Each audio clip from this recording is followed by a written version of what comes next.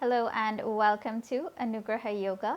My name is Renee, and today we continue with our series on the Yamas and the Niyamas, on bringing them into our personal practice, our daily practice, our yoga practice.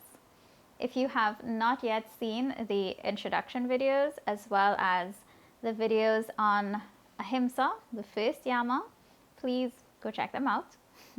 And today we focus on Satya, Satya being the second yama following from ahimsa, where ahimsa is the foundation and Satya follows right after. So Satya means truthfulness, and it is more than being honest with yourself, but it is connecting with the deeper truth at the core of your being.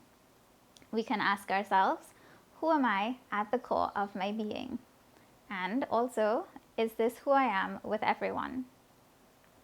Deborah Adele, in her work on the Yamas and the Niyamas, says that truth demands integrity to life and to our own self. That is more than not telling a lie. So it goes beyond just not telling lies. Satya requires that we have integrity. And when we look at the meaning of the word integrity, it speaks to us being whole, being complete. Satya requires that we bring our whole self to the table. And this is something that we all need to work on. I think that for myself, and growing up, teenager, young adults, it was very difficult, I think, to integrate all the different aspects of myself. And when I say this, I'm speaking of the fact that, we are all someone's daughter, someone's sibling, someone's friend, someone's partner. And in all of these situations, we might present different aspects of ourselves. And so, through my practice and with age, but also mostly through my practice, I've been figuring out how to come back to the heart of my being and to really integrate all these different aspects of myself, so that I speak from a more authentic space, where I speak from the core of who I am.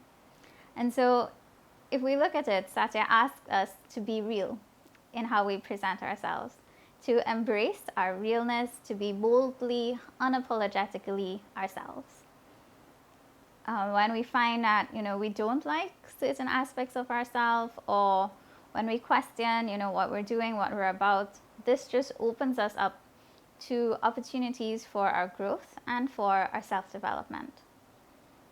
Satya allows us to express ourselves fully. And we can consider, what makes us hide our own truth. And these can be things like family situations growing up, or different life experiences, different actions, interactions, these kinds of things, where we, begin to wonder, maybe I should do X or I should not do Y. And we begin to stifle ourselves, stifle our creativity, and make ourselves small. We limit ourselves, and we dull our own shine. But Satya asks us to be real and to really dig deep and open up to our inner vitality, our energy. And when we can do this, we recognize how Satya flows in a way from ahimsa, because when we limit ourselves, when we stifle our creativity, our self-expression, and who we really are, we are harming ourselves. And when we look at the yama of ahimsa invites us to not harm ourselves, to do no harm in that kind of way. And so it helps us to really begin to work on Satya, on being true, on noticing what we have been doing with ourselves and what needs to change. As we speak about this, I'm also thinking about how, we might limit ourselves to belong in certain groups or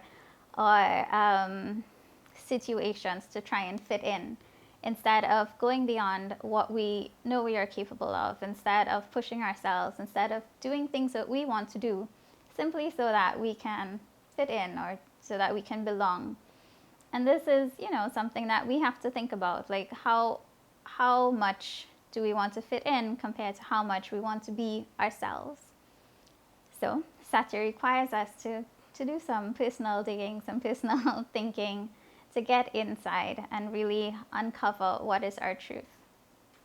As we begin to live our truth, we will notice that we become more trustworthy, simply because we know then what we stand for, what we can do, what we can't do, what we will do, what we won't do. And then we can also express that clearly. We can say, this is what I'm about, and I will or won't do X. And in that way, people can, in your actions and interactions with people, then you become more trustworthy because people know where you stand. As we begin to process also, we can see that Satya, truthfulness, is fluid. And this is because of Satya's relationship with ahimsa. Truth, what is your truth at one particular time might not be the same thing at another time. And so we have to constantly be questioning, searching within ourselves, does this belief or this idea or this view that I have, is this true today for me as compared to whenever? Do I still hold this as my truth? And so we must learn to manage this, and we must learn to really begin to express it fully. When we come to our mat, our physical practice, this is a good opportunity for us to notice Satya, because from day to day, we will understand that our body feels different, our physical body, based on what we've been doing, how tired we are, our levels of energy, our mood, our all sorts of things. So when we come to the mat, it is about asking ourselves, how are we today? And if off of our mat we ask ourselves, how are we today? What do I believe in? What is my truth? Then we really begin to bring Satya into our practice. And so we begin to understand what is true in our body, what is true in our heart, and in our mind. And as we do this, we recognize that truth has weight to it. It really invites us to find that power to live our life fully and to live our life freely. So I invite you to think about this a bit more. Let me know how it goes for you. And in our next video, we will be doing a practice session, so you can join me on the mat and we'll think about Satya in our physical practice. Thank you. Hey guys, thank you for watching my video. I hope you enjoyed. Please feel free to like and subscribe to my channel. If you have a question or a comment, leave it down below. And follow me at Anugraha Yoga TT on Facebook and on Instagram. Thanks again. Bye.